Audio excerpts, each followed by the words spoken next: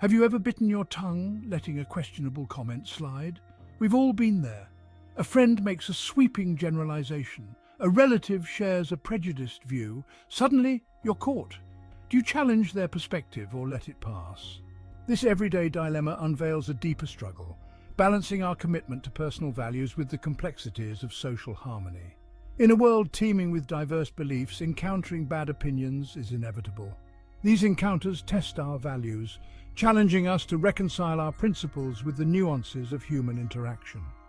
Join me as we unravel the complexities of confronting bad opinions and discover how philosophy can be a powerful tool for navigating the intricacies of daily life. Imagine this. You're at a dinner party engaged in lively conversation. Someone makes a joke, laced with casual sexism. Laughter erupts, but you feel a pang of discomfort. Or perhaps you're scrolling through social media when a friend posts an article riddled with misinformation. These situations highlight the pervasiveness of bad opinions in our daily lives. They lurk in casual conversations, online forums, and even in our closest circles. These encounters often leave us feeling conflicted, torn between upholding our values and preserving social harmony. Ignoring can leave us feeling complicit, our silence interpreted as agreement. Confronting risks sparking conflict, damaging relationships, or even leading to social ostracism.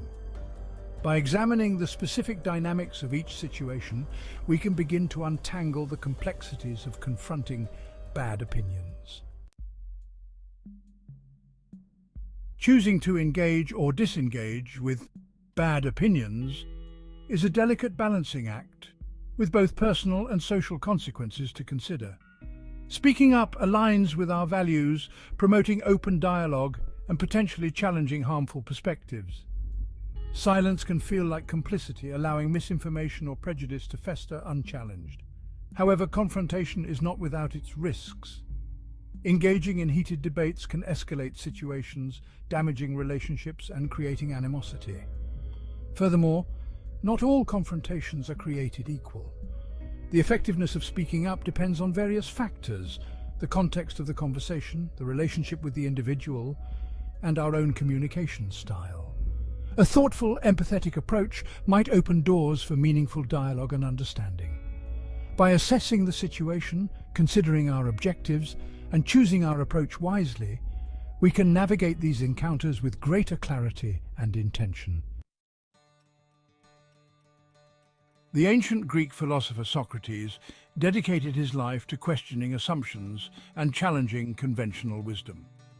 His method, known as the Socratic Method, emphasizes dialogue and critical thinking as tools for uncovering truth and dismantling flawed arguments.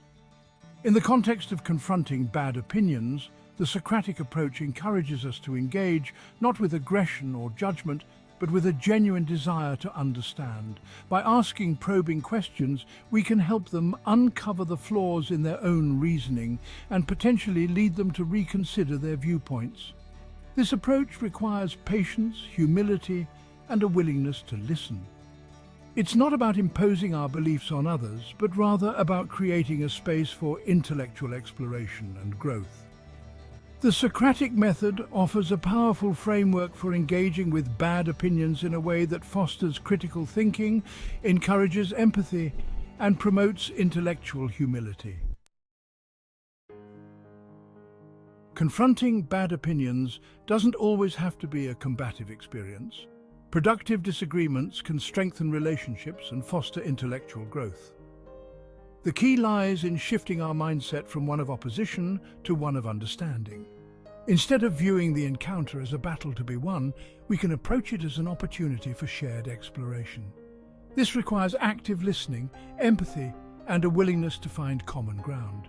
Begin by seeking to understand the other person's perspective. By demonstrating genuine curiosity and empathy, we can create a safer space for open and honest dialogue. Highlight shared values or experiences. By approaching disagreements with curiosity, empathy, and a willingness to find common ground, we can transform potentially contentious encounters into opportunities for growth, connection, and mutual understanding. One effective technique for engaging with bad opinions is respectful reframing. This involves acknowledging the individual's perspective while gently challenging the underlying assumptions or biases that shape their viewpoint. For instance, if someone expresses a prejudiced view based on stereotypes, try reframing the conversation by sharing personal anecdotes or statistics that challenge those stereotypes. By providing concrete examples that contradict their preconceived notions, you can plant seeds of doubt and encourage them to question their assumptions. Another approach is to reframe the issue in a way that appeals to their values. Respectful reframing requires sensitivity, tact, and a deep understanding of the other person's values and beliefs. It's about offering a different framework for understanding the issue, one that encourages critical thinking and empathy. While engaging in respectful dialogue is crucial, it's equally important to recognize the limits of tolerance. Not all opinions deserve a platform, and there are times when silence becomes complicity. When faced with hate speech, discrimination, or incitements to violence, it's essential to draw a firm line and challenge these harmful perspectives. Tolerance should not come at the expense of our values or the safety of others. When confronted with bad opinions that cross ethical boundaries, silence is not an option. We have a moral obligation to speak out against injustice, discrimination, and the erosion of human rights. This doesn't necessarily mean engaging in aggressive confrontations or trying to silence opposing viewpoints. However, it does require taking a stand, using our voices to amplify marginalized perspectives, and advocating for a more just and equitable society. By speaking up, we send a clear message that hate and discrimination have no place in our society. The decision of whether to confront or ignore bad opinions is ultimately a personal one. There's no one-size-fits-all answer, and what feels right in one situation may not be appropriate in another. The key is to develop a framework for making conscious, value-driven choices that align with our personal ethics and the specific dynamics of each encounter. Consider your own comfort level, the potential impact of your actions, and the long-term consequences of engaging or disengaging. Reflect on your motivations. Are you driven by a genuine desire to educate or simply to prove a point? Your intentions matter. Sometimes, the most powerful act of resistance is to disengage from toxic conversations and focus your energy on creating positive change in other areas of your life. By listening to your intuition, considering the context, and acting with intention, you can navigate these encounters with greater clarity, confidence, and compassion. The philosophical exploration of confronting bad opinions is not merely an intellectual exercise, it's a call to action, urging us to align our daily interactions with our values and strive for a more just and compassionate world. Each time we encounter a bad opinion, we have an opportunity to make a conscious choice, to engage thoughtfully, to reframe the conversation, to draw a line in the sand, or to disengage strategically.